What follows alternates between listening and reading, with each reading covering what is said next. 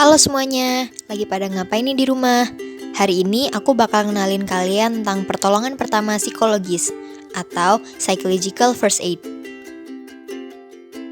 Kalian pernah mengalami atau melihat kejadian krisis nggak? Kayak misalkan kecelakaan atau sesuatu yang membuat hati kalian terasa sakit, kayak berduka mungkin.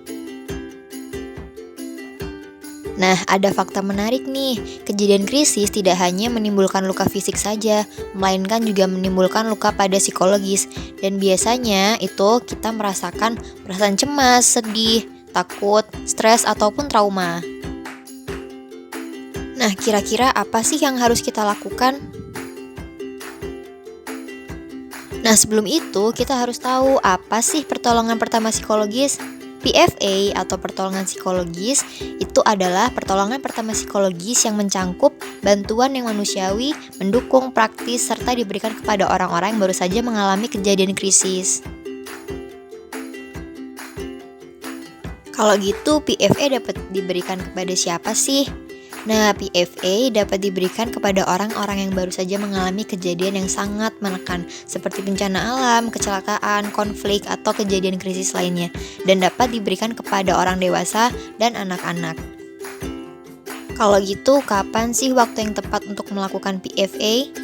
Nah, waktu yang tepat untuk melakukan PFA itu pada saat awal berinteraksi dengan orang yang sangat tertekan dan bisa juga segera setelah kejadian terjadi atau beberapa hari atau beberapa minggu setelahnya.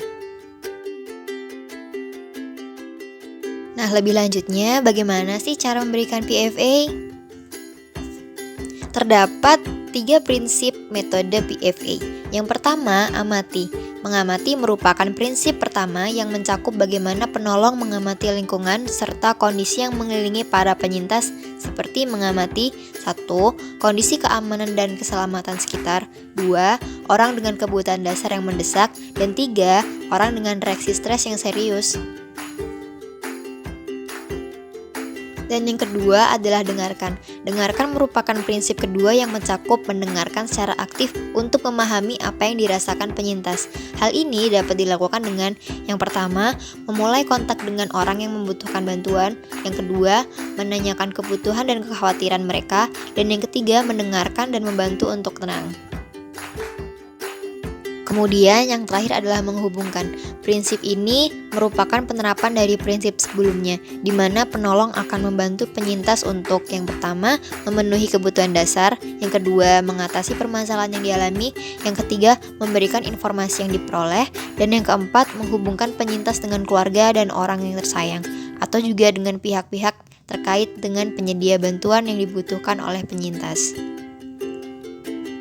Nah, PFA dapat dilakukan oleh siapa saja yang sudah memahami makna serta prinsip-prinsip yang tertera di sebelumnya. Namun, perlu diingat bahwa PFA bukan merupakan terapi, sehingga apabila membutuhkan penanganan lebih lanjut, segera arahkan kepada tenaga profesional yang lebih ahli. Semoga metode PFA ini dapat kita terapkan secara bijak dalam keadaan atau kejadian krisis guna membantu sesama dan saling memberikan dukungan bagi orang-orang yang membutuhkan. Terima kasih.